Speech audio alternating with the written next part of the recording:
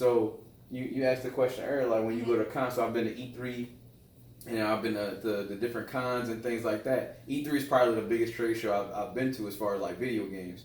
And the question was like, do kids really like look and pay attention to representation? And honestly, the answer is no, because the bulk of the people that are there are white males. So they don't care about diversity. They don't care about inclusion. That some of them are, and they're coming up in a different instance. They're coming up in a different world. So they're a little bit more woke than other cats. So they'll talk about it and they'll think about it. But there's small pockets of like females that are there of all different colors, and then other races that are all there. But we're a much smaller footprint. If you look around, it's a sea of white dudes, honestly. So that doesn't like cross their mind, because as long as they see themselves, which is what the norm is, then I don't even know what else is going on. So it's one of those things of blissful ignorance. And that's, somebody was saying earlier about how, was it you, Tim, where they see the video game medium as not that serious, so they're not going to put that much effort into the representation piece because it's just a video game, it's an escape. Yeah, it's just an escape. I mean, look how long it took for women to finally get properly, or at least close to properly represented in video games. And it just takes, honestly, it just takes a couple of people to consider it a serious medium, and then you can move forward. But for the most part, it's not an issue. I mean, the black people we're a minority, so in video games we're a minority. I mean, I played plenty of video games where there's not a black person in the crowd, and I'm like, well, geez, I thought there was at least one black person could have been in here. There's not a single person there. That Friends formula. Yeah. Like, one black person on Friends on that, but I mean, it's just, until it's taken more serious, or until enough people speak out about it, because it took that long for women to speak out about it, for women to get represented. We're not even talking women of color, we're talking white women that got represented in the game. So Laura Croft had been in games, but then they had to find a way to not over-sexualize her in modern games and make her look like the modern woman. And that went well for the most part. I mean, so... Well, it's the same thing. The attempt is, they tried to make her, so like the bottom line is, the rule of thumb is we just need to make sure that we have people of color, women of color, properly represented in games. Laura Croft, they was like, oh, we're going to put her in the game and we're going to not sexualize her and have her with this huge chest and all the stuff like that. The Vikings, you're in a cave and she got Daisy Duke shorts on, right? So they're going to change it out and make her more vulnerable and make her more of a woman. And then in the game, she's supposed to be fragile, and then will literally take an AK from a dude and blow his face off. You know what I'm saying? So it's like, oh, I'm fragile. but there's a whole part where they do a cutscene. We're supposed to like dramatize her first kill, and she had to do that because, I mean, it's honestly too, leading up to it is pretty damn graphic, because the dude's trying to rape her. So it's pretty graphic when they're doing it. And then she kills him, and she's like, oh, and then after that, immediately there's no more of that. She just over there just like chopping everybody down. You know what I'm saying? She literally just turned into the hitter, for a game. So it's like, what happened in the story? They don't give that respect to a female character of what brought her there. Like, there had to be something, because stuff is always going on in our minds. So it was probably like 10 years of stuff that was like, I'm done. Like, the biggest thing, the biggest instance in that too is like what you said, is like kind of dinged in my head. I'm a man. I'm a black man. So I have a better understanding of those things. I would never in a million years tell any woman that I know how to represent her. Right? You can't do that. That's what the industry does. Right. They get a whole bunch of people in the rooms like, well, my girlfriend's black, so I know how to represent her. No, you don't. Like, bring her in here and talk to her. And then talk to 100 more other, black women from different parts of the country and different grandparents that was raised representation. Right. They believe, a lot of people believe one person says it, oh, they must all feel that way. No. They always said, Al Sharpton, the spokesperson for black people. I'm like, no, I'm my own spokesperson. I don't need someone else to speak for me. Right. We are not a monolith. No, exactly. And I mean, and I feel like 2019 and on is where we're really getting into that, because back in the 70s, and the 60s, not that there was one way to be black, but it was like one acceptable way to be black on the surface. And now that we're getting into just like this multiple ways to be black, like you can't have your one black leader or something because we just have so many ideas. You got the LGBT, you got the people who grew up in the suburbs, people who grew up in the hood, people who grew up rich, like people just so much diversity. Right. And so we are, and we're in America where we're very individualistic. It's just like we're all trying to be our own individuals. So even when you think of other topics of like social justice or something, that's why we can't all come together because we're in a space where we're trying to be our own selves. Right. So we have to go through that evolution because you know the majority have had that their entire existence in America, where just because one white person does something doesn't mean it's representative of everything. But we still have that where we're trying to like find our identity. Define our identities is the biggest key, and that's the hardest part. So like, how do I represent all of these different instances and these different people in video games and how they are? And the hard part is even from us, like growing up. So I grew up, you know, living in the suburbs.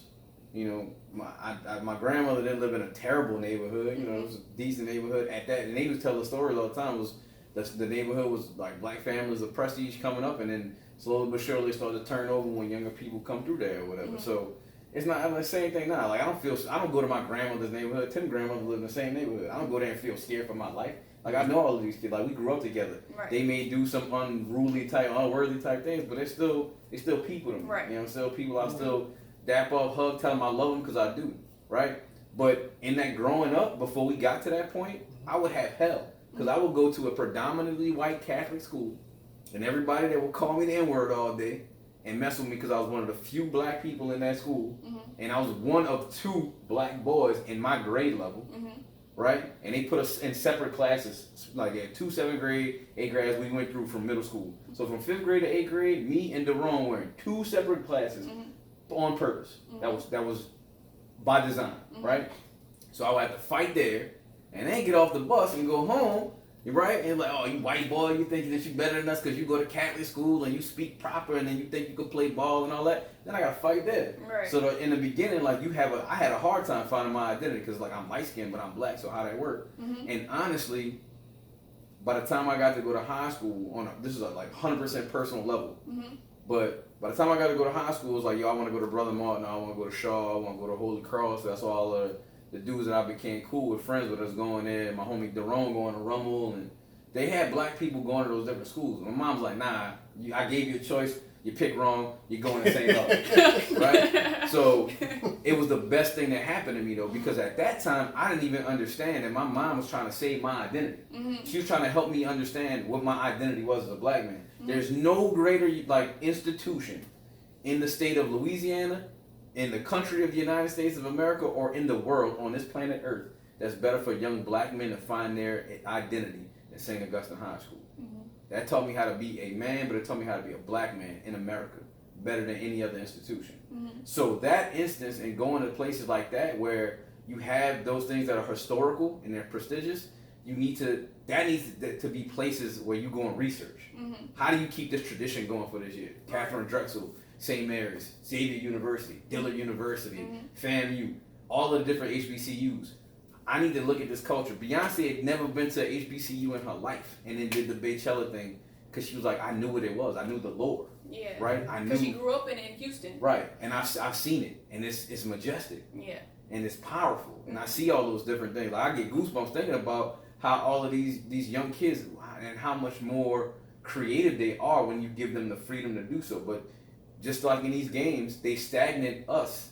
So we stagnate kids. So how many black creators they have? Like, you're doing this thing. It's a fantastic thing for black animators, but also like black women animators, because we don't have that many women in STEM, period. It's like 11% women total in STEM, all up, with all races of women. So like, yeah, you're definitely gonna have even smaller footprint of black women that's in there. So you need things like, you know, Black Girls Can Code and, you know, Black Girl Magic and all the things that we got going. We need that. So when those things become the focal point, and when people who are in positions of power get to the level of saying, I'm a creative director, and I'm gonna go to Deborah Anderson and I'm gonna say, hey, I want to get in here and I need to have some representation of black female characters, black male characters, and I need it from an animation perspective. Help me do that. Right. I'm a creative director and I need to talk to Virgil, you know, Ablo, and they're like, hey, Virgil, like, let me know, like, what fashion is going on in this instance from your lens. Right. Like, you have to be able to open up your creative lens to diversity from that point. Right. And so let's go into like the Xbox gear thing you were talking about, like with the streetwear. So like that was a big thing for me personally, because like they call it street culture. I hate that they call it street culture, but that's what it is. You know, to me, it's just culture. Is what I grew up in. Mm-hmm. Collecting sneakers, collecting Jordans, doing all those different things. There's he's a white man. He's Aaron Greenberg, and he runs marketing and stuff for the Xbox brand. But his love for streetwear and street culture helps like our gear be a lot more authentic about the way that they introduce it. But that's not even saying that you're not gonna have mishaps when it happens. So we first dropped gear, and I'm like, yo, the bomber jackets are dope. Like everything is like couture level, right? It's something that if you went to Foster Sneaker Boutique in Metairie, you'd be like, yo, I'm gonna go to this boutique because I want to get the best gear. I want to get like whatever's really hundreds, whatever. I'm gonna go there and get it. That's how everything was, what it looked like. But the sizes were not cut right. Mm-hmm. So even for me, like Aaron Greenberg's a bigger guy, I'm a bigger guy, like it wasn't cut right. Mm-hmm. So you didn't make a 3X in any of those things for us. So then it was like, okay, so we did this well. We had a real instance of street culture. And we had an understanding of it. We still dropped the ball. So now let's go into it, redesign it, and talk to MetaThreads, who's the maker of all the things, like what's going on that's hot right now. How do we have it? MetaThreads looked at it from a fashion sense. Mm-hmm.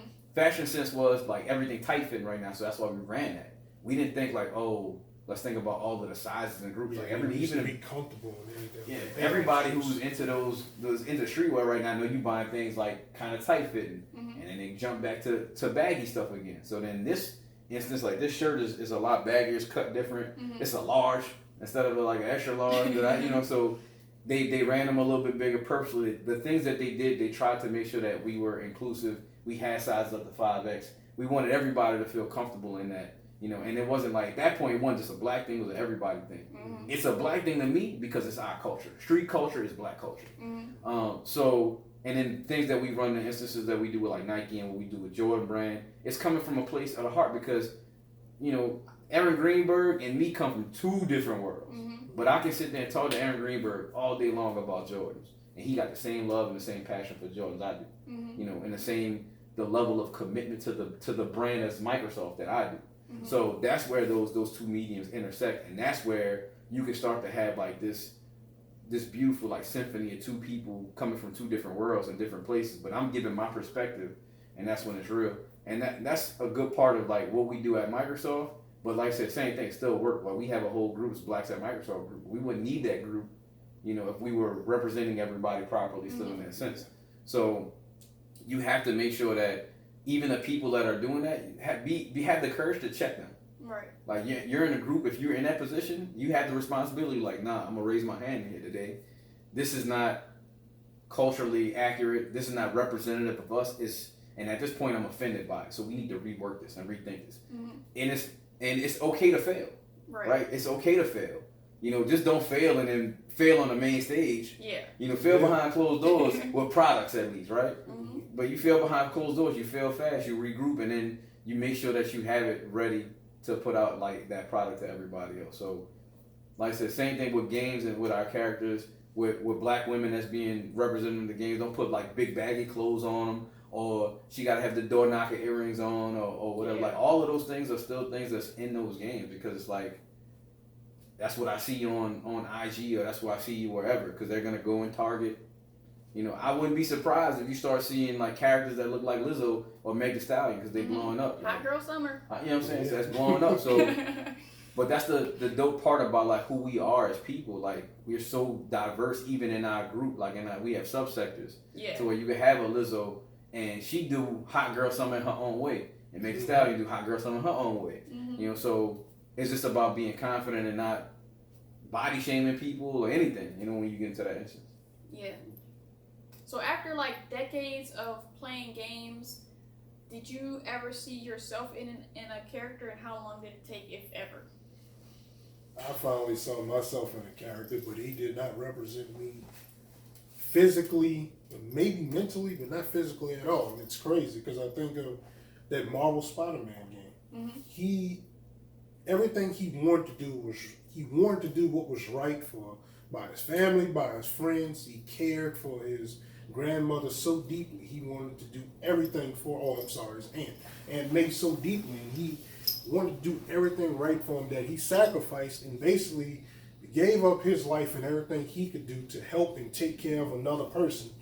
And that's what I see in myself. And it's crazy because it took a superhero game for me to start seeing something like that in myself. All the rest of these games, in all honesty, I mean, I can't relate to. It's crazy because as much as I love Final Fantasy VII, I can't relate to any of them characters. Right. Don't even make any sense to me. Right. I mean, yeah, there's no character that's. I've been playing games for 30 years. There's no character that was like, oh, this character resonates with me.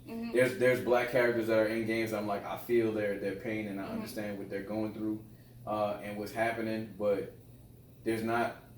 They don't have enough to choose from and pick from. There's not enough diversity inside of it for me to really understand, what it is. Maybe the closest thing they got video game wise might have been Spawn. Like in Spawn All Up as a whole was like in the early or late 90s. So that was the first character that was like really like, there's a black superhero character. Yeah. That's not like in Black Panther of course, but back in the day, like in the X-Men day when we were doing trading cards and talking about comics and stuff like that, like Black Panther wasn't like, it was a big comic, but it was a bigger comic. The same thing. It's targeted when the Black Panther era is hitting. Right. You know what I'm saying? So you have those different characters that go into it.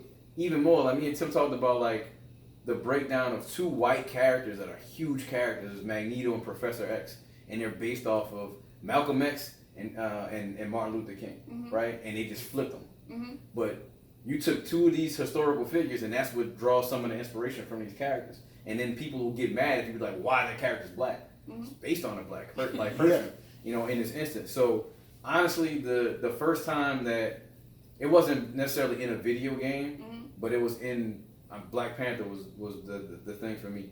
So it's hard, and I get emotional like every time I think about it too. But the biggest piece inside of that movie itself was the part when he goes to the ancestral plane for the first time. And he sees his dad, and he kneeled down. His dad tells him, "Stand up, you're a king." I tell it to little Chris all the time. And seeing that and having that represented in that movie for everybody to see, hopefully like that hit and it resonated with enough people like of all colors to understand and know like you're a king. Like young black boy, you're a king. Young black girl, you're a queen. No one understand that that's what it is. So like Black Panther was represented really, really well. And like I said, in video games it's unfortunate that we just there's not enough positive representation of us in the games, Like I really put a lot of like brain power into think about a black character in a game that like really, really resonated with me. Yeah, I don't have a black character. Spider-Man is the closest thing, and that's just because of Peter Parker and the character itself and what they went through in life. Right. That is more representative than necessarily the black man himself. I mean, Kratos might be close for you. I thought of one, but it wasn't. So what they did, like Halo is my favorite game of all time. All right, and God of War is a very close second, but Master Chief in Halo, this is something that's deliberate, and it's a part of diversity that they didn't even understand that was diversity yet. So Master Chief doesn't have a face. Like he has a voice, of course, but he doesn't have a face. And they asked him, so why y'all have a face on the character? Because you are Master Chief. Whoever's behind that controller, man, woman, child, doesn't matter. You are Master Chief. So at that point, it's a piece of diversity, but they didn't even think that deep into the inclusivity of the diversity. So like Master Chief, I guess, was the first person like that's fighting. You're going against like all odds. Even against your own people at some instance to try and save the world. Whatever your world is. So. That's one instance where they having it, but like I said, other than that, like really thinking about it, we don't have a representation of what's going on. And even like Kratos is not like a black man, even though he's been voiced by two black male characters. Like the new God of War game is probably, it does well with the dynamic between like a black father would be. Like that's not there. You have to like imagine it yourself. But that dynamic is there for a black father and his son and how he can't relate to his son. He would do anything. He would kill and die for his child. But the son don't know that. Right. Because I can't show him any weakness, and I can't show him any vulnerability. I can't show him, any instance where I care about him. So that part of it, is something that's very deep that I got from that game. But I don't think it was like it wasn't in there. But that's something I took away from it. And something that's crazy with that concept is like, so I watched the show Queen Sugar, and there's the mom Charlie and her son Micah, and so Micah has kind of transformed it from this rich black kid to this like fight the power. Now that he lives in St. Joe, and so he ended up getting stopped by the police, went to jail, peed on himself, all this stuff, had this traumatic experience, and then that was like his fervor to like start kind of getting more into that. And so he started like he like ended up punching some white guy at his school, and so he started getting death threats and all this stuff. His mom sent him to like France or something for the summer. He comes back, and like him and his mom's relationship is tumultuous. And then there's this scene where they're in his office, in her office, and he brings her this like death threat he got, and she's like, "Don't worry, I'll handle it." And he's like, "But will you though?" And so she ends up telling him, "Well, I sent you to France because," she opens her like drawer. He got like 10 death threats before, and that's why I sent you to France. And it's like, but there's not that mother-son connection because he doesn't know why you did that. Right. So like the parent in that instance is thinking, "Oh, I can't show weakness. I have to do this." But that's the connection of like parent to child, where you're telling them what you're doing. You're telling them that you're saving them. Right. It's like understandable that you just want them to be in this like Pollyanna, like rose-colored glasses world, but that doesn't benefit y'all relationship. Yeah, it's hard. Like I said, being a father and trying to understand what it is, because you try to make sure that your son knows and understand. Like, you don't have to be a jerk, but you don't have to be like, I don't want to say soft, but you don't have to be a pushover either, right? So there's just different instances where you have to learn how to balance that. And like I said, like in these entertainment mediums, finding things like that, like I said, there's not really too many things where you'll see, like the Spider-Man into the Spider-Verse. Yeah. When the dad goes up, knocks on the door, and then basically pours his heart out to him to tell him about, his Uncle Aaron dying, when he knows, like, unbeknownst to him, he knows everything that happened. But right. It's just this dynamic between, black men that we just got to be hard. We got to be this. Like, Jay-Z got this whole breakdown on 444 where he does, like, the footnotes of that. And they're talking about, like, how everything happens. And one of the guys in there is like, yeah, he's like, so I tell people like all the time, like, I cry, man, I'll cry. I'll still punch you in the face, though. and then homie was like, see, that's the whole point, though. So why do you have to feel to tell me that you have to, like, put purpose on your tears by telling me you're going to punch me in my face, though? Why can't you just say, yeah, I'll cry, too, or whatever? That's where we are. That's how hard it is to be able to do that. And I feel like that's probably why we don't have a decent representation of black characters in the game, because they don't really get deep enough into our plight as a man and how it works. Even going back to my grandfather would tell me the stories like, man, you know how rough it is when you go there and you go to work every day and you work hard. My grandfather was a man of few words, and he would just tell me how hard it was at work. And my grandmother would always tell me, and it was a Chris Rock joke eventually.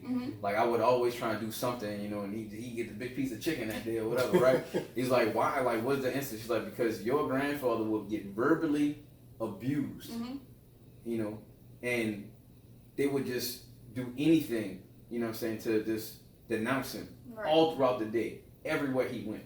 Even though he was a foreman, he was a construction, a foreman in construction, and he knew more than probably everybody out there, and he would still have to report to other people or have that just because he was a black man. So they would do that to him all day long, right? Until he'd get home, and then my grandmother would try and like strengthen him and build him up. Right. Like, think about the mental stability it takes for a black man to go through all of those things. Like, it's gonna wear on you, it's gonna tear on you, and we don't even talk about like mental health and mental stability for black men when they get into it. I don't even know what black women go through. I can only imagine. You know what I'm saying? So if they don't understand our plight, they don't understand our cause, they don't know how we think, they don't know how we act, how you gonna represent us? And then like there's the Instagram couple, Kadeen and Deval, and they I think I listened to the first episode of their podcast, and DeVal was asking his grandmother like about corporal punishment and whoopings and stuff like that, and she was like, in the 60s, when you're raising black children, they can go out the house and get killed immediately. So we don't have time for this nuance. Let's talk about what you did and all this stuff. Like, I have to beat you Right. so that you can straighten up immediately so that you won't get killed by a white person. Right. So there's like reasons behind all this stuff that even we don't know. Right. And look how history repeats itself. So even like Blackish is a show that's doing and having, like, it's a, you know, Bo is interracial. You know, Drake come from Compton. They're both making tons of money. You know, she's a doctor. He's a senior executive, but of the urban division. So you have all these things that bring. That's one of my favorite shows on TV. And even they had to talk about the talk that you have to have with that. Yeah. Duff's like Johnson & Johnson, not Johnson & Johnson, Procter & Gamble. Procter & Gamble did an excellent breakdown of the talk. And Procter & Gamble has a ton of different like diversity and inclusion pieces that are excellently done. They're excellently done. So those things are all things that have to come out eventually, and how that happens and how that breaks down. So we have to have that. But history is literally repeating itself as it stands now. And it's sad and it's unfortunate that that's where we are. That's what we've gotten to where you're having those same conversations. Like I tell you, can't put your hoodie on, bro. I know it's your favorite hoodie, but you can't wear that. And then he's like, well, why not, Daddy? Because I'm afraid that you're not gonna come home today. Right. That's why. Yeah. I mean, You know? it makes me think about the video we saw the other day about the school for the Sandy school Hook. shoot, the Sandy Hook Right. school shooting video they had about the children being scared to death and how they have to be ready and be prepared for a school shooting. And we look at the kids, and none of the people that are making the laws when it comes to gun control can understand any of that. Their kids don't go to those schools. Right. These schools, the schools that this is happening is usually public schools, so they don't understand any of this. Right. They don't understand what these kids are going through. It's the same thing I think about African Americans and blacks. You don't think kids in the hood, you don't think they got PTSD? Right. Like what they have to wake up to every day, the drug usage, the killing, all of this, but nobody's in that situation, so they can't look at it and understand it. Now, I for one can say I've never been in that situation, but I can still look at it and see how it can affect someone's mental health and mental ability to be able to move forward or to make decisions or to make changes. I mean, once you're around something long enough, you either become it or become everything against it. And more than likely, you're going to become it. Right. What's around you? You know, there's two. It's a sub-bar point, and I'm gonna get to another like game-related point right after. So there's this thing. Dr. Joy DeGruy, and she has this theory called post-traumatic slave syndrome. So the theory, I heard this when I was at the BAM conference earlier this year, and the breakdown is they have a white parent and a white mom and a black mom, white kid, black kid. They're best of friends. They go to school, and then when they go to school, you know, the black kid is excelling, he's doing really well. The white kid is doing fairly well, but he's not doing as good as the black kid is. So the black mom tells the white mom, oh, you know, little Johnny is doing fantastically, and he's doing well, and he's excelling. I'm really glad that, you know, my son has a friend like him. And then the white mom says, well, little Marcus he's doing great too, and he's doing even better than little Johnny's doing. And then the black mom says, oh no, that boy shiftless, he lazy, he don't do nothing, and up there I had to talk to him about all these different things. And that was literally an instance that has been generational, because if the slave owner would talk about how good a child was or how well a child was doing, then the parents would literally degrade the children so they wouldn't sell them. So they wouldn't split the family up. And that's been going on generationally with us, unbeknownst to us, for all of these years now. Post-traumatic, like, it blew my mind, bro. Right. So you have that. So now, even in that instance, when we talk about, like, Modern Warfare, there's a game coming out. It's a war game. It's a beta coming out. And we're talking about, like, representation of black characters in the game. So there's a black female in the game. There's a black male in the game on one coalition side. And then another, like, Allegiance side, they have another two black males in the game. Right. The one guy that's the black character on one side with the black female, both of them she looks like she's Lupita Nyong'o. Like, literally just put her in there and put braids on her. Right? So that's the same thing, like how we're gonna make a black female character. But even the way that they break her down, like her pants are super, super tight fitting. she going to war. Why she wearing and I don't know if that's any different, but in my mind, like that's what I thought about. Mm-hmm. And then the other black character looks like a literal African warlord. Mm-hmm. Like that's what he looked like, beret and the whole nine, Mm-hmm. right? King of Scotland style like vibe from it. And then the other American like black characters, one of them is like we don't even know what their backstory is, so we don't know. But at face value, they can look. He looks like he could be like black Puerto Rican, something like that, maybe Samoan. Mm-hmm. You don't tell. The voice that he has with it makes me believe that it's a black dude. Mm-hmm. And then there's another just standard black dude with like engorged lips and everything like that. So, but the point is like at least they're face scanning these people to put them in there. So you have like real people that's represented to put in there because the whole game is a technique called photogrammetry where you Mm-hmm. literally take real world instances, you scan it, you put that in the game and it looks real and they're trying to represent even size and scaling in that game. So they're doing those instances, but like they're either super dark skinned, one somewhat brown skinned cat, and then a like my color style dude. Like there's still no real diversity amongst that. Why the black shit gotta have braids? Like straight back braids. Mm-hmm. You know what I'm saying? Like, what else they were gonna do? Cause like, she's going to war. She's going to war with like Forever 21 pants. You don't know those Kim K boxer braids? You know what I'm saying? Like, so like that's where we at though. Like everything from us is stolen and it's cultural appropriation or gentrification. There's a thing I sent to him on Twitter, and it's a picture of an ad at a bus stop, and it's these two white dudes that look like they're on the stock market or they're young professionals, and they're sitting on a stoop that's clearly like architecturally a stoop in New York, and it's like Find Your Way Home, Harlem. And I was like, there's two white dudes sitting on a stoop, and that's Harlem now. So that's Harlem at day. That's not Harlem at night. That I don't know what that is, but that's what your ad is at a bus stop. Right. So something that like the whole Harlem rim, like everything about Harlem is supposed to be black, and not even trying to take that from us. You know what I'm saying? Like. Because even the video I mentioned earlier about David So, and he was interviewing Kevin on stage, and David was saying how he was in a picture with some dudes he grew up with, and I think they're African, and like one dude's a neurosurgeon, another dude is a doctor, another dude make a bunch of money, and he took a picture with them because he was like, oh, I ain't seen them in a long time, and then in the comment section, somebody was like, oh, you had to get your street cred. And he's like, I'm the most trash person in this picture. Right. Like, why would you just assume that's what that it is. The black, just because I'm taking pictures with these black dudes, that they are not a neurosurgeon and a doctor and all this other stuff. The craziest thing that I go through daily is like we'll roll like to an event. So as a learning specialist, you train people on Microsoft products and services. So we'll roll to an actual training and we walk in there. But we are in conservative Louisiana. Okay? So we'll walk into a training and it could be anywhere. And there are plenty of instances, more than I can count on both of my hands, that they'll look at me and then look at someone else with me as my white counterpart and think, he's like, so who's doing the training today? He's like, oh, I'm here just to help him facilitate, but this is your trainer.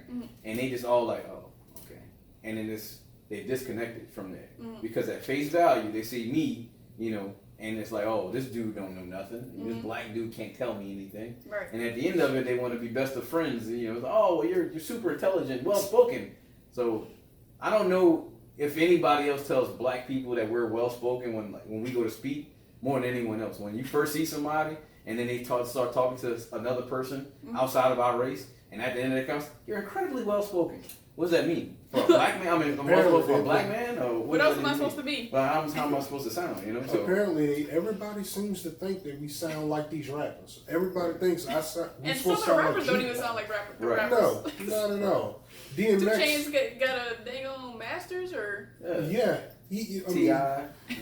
KRS-One, like you go David way back. Banner, like you got a select few like DMX sound like DMX. I mean, he was a little bit crazy from the beginning, so he sound like DMX. But I mean, they got plenty. But that's the same thing they tell. They just don't. And it's not trying to be racist or anything, but it's unfortunate because it makes me think about LeBron and when they tell him to stick to basketball, don't worry about politics. Right. LeBron is qualified to speak on economics. He is qualified to speak on politics from his behalf. You can't tell him he's not qualified to speak on it because he knows what he's been through. He knows what he has to do. He knows what's going on from the perspective of his people and what's happening in Akron. You can't tell him that he doesn't know what he's talking about and he should stick to basketball.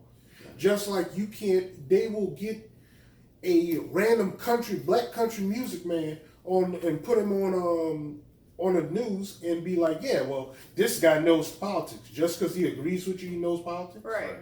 Like that's not how that works. And I mean, it's just. Well, it's part of what they do too. So in video games they'll do the same thing with different characters, like we talked about. So they'll put in black characters, and then there's still a racial divide, and some of it is unbeknownst to them, some of it is targeted. You know, but as you know, I'm light skinned. You know, I don't need any lighting in here to I'm light skinned, right? But we talk about colorism on a regular basis. And the reason why LeBron gets the flack that he gets is because he's a dark-skinned black man, period, point blank. Steph Curry don't get half of that at all whatsoever. He literally called the president a jackass. And everybody still thinks that he's the greatest thing since ice cream. And he's still the Kaiser Permanente spokesperson. And they want him to be the face of the NBA. Why? Because he looks like he's not intimidating. Right. LeBron's big. On top of being dark skinned, he's extremely big. He's built. He's intimidating. He's the one that when the police say, "Well, I was fearing for my life," that's the one they would be intimidated by. If they saw Steph Curry, they wouldn't be intimidated by it. Right. Now, it's not fair to look at somebody and be like, "Well, that person's intimidating," because I can look at anybody and say, I mean, Brock Lesnar, big white dude, that boy's intimidating. Right. That's a big dude. But I mean, it shouldn't matter what color you are, and it shouldn't matter. I mean, LeBron has done the biggest problem, the worst thing he ever did was leave Cleveland to go to Miami, and yet everybody treats him like he's the devil. And I've never understood it. I mean, it started more and more when he took a political side. The minute you take a political side, the minute you try to better yourself, better your people, or anything like that, not only do you get flack from those inside your own community, those outside the community are mad because they're like, now you're not staying in your lane. Right.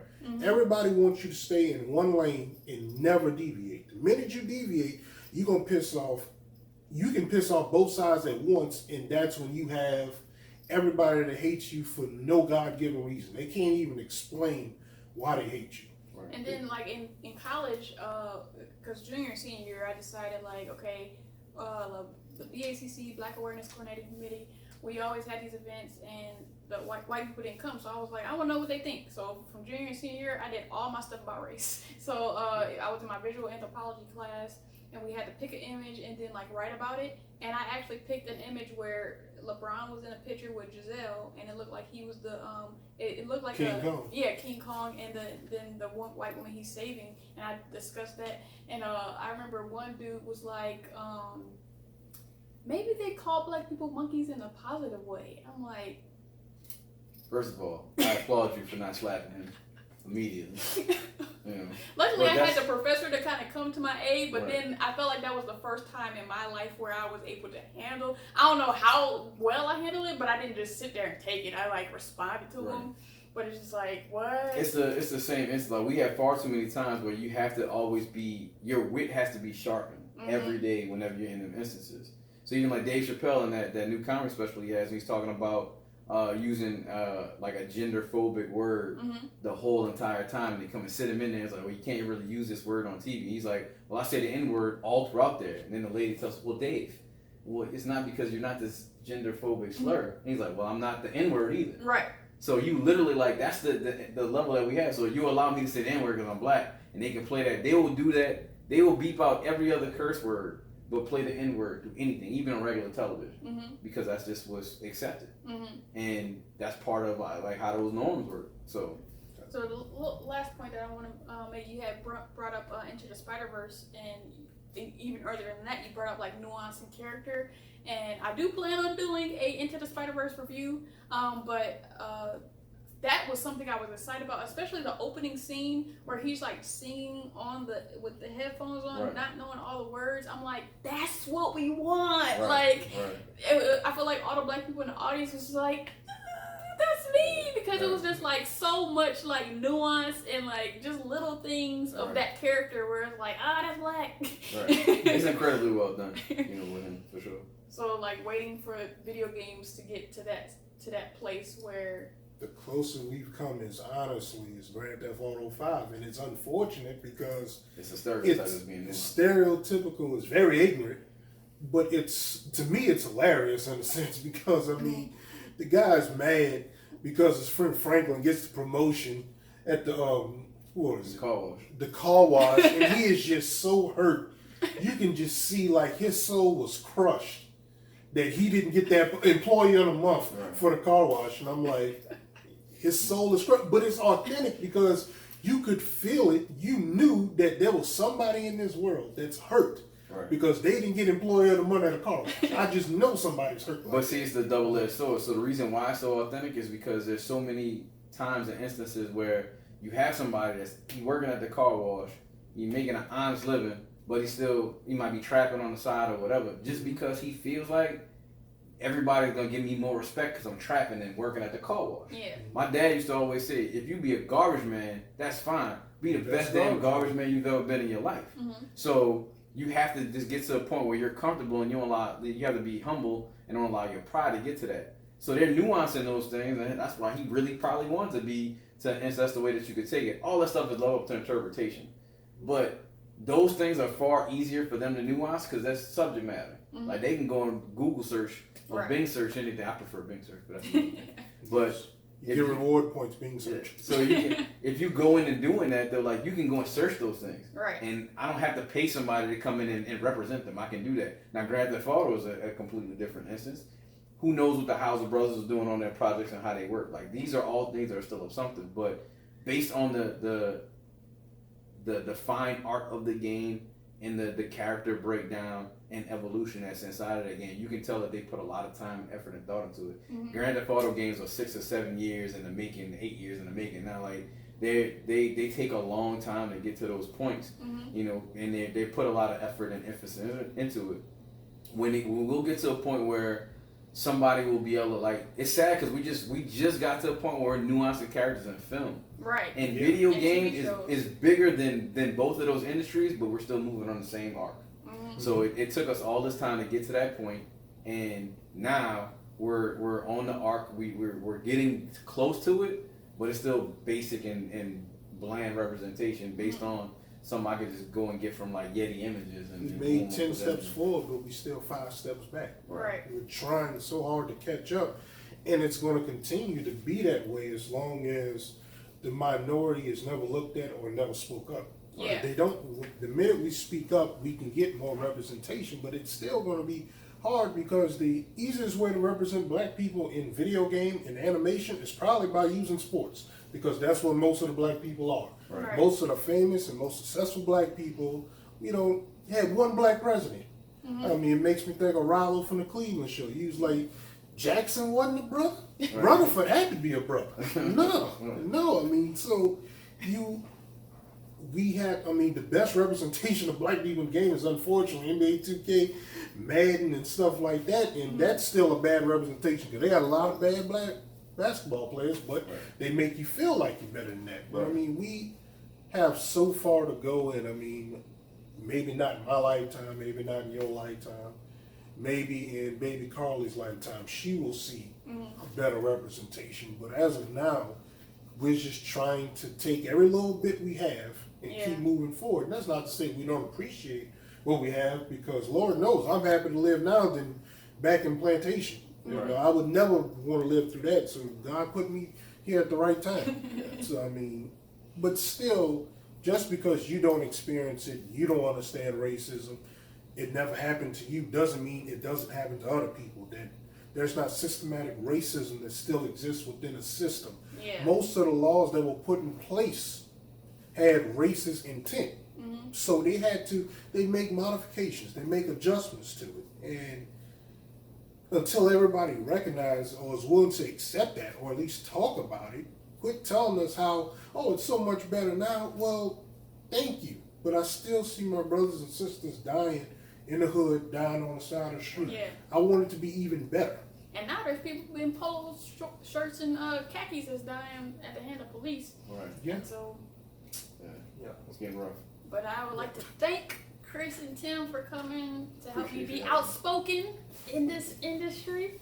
So if you have any thoughts about what we talked about in this conversation, just leave it down below. Like so I know it's real. Comment and tell me how you feel. Subscribe to Seal the Deal. And sign up for post notifications to show your zeal. I'll see you in the next video.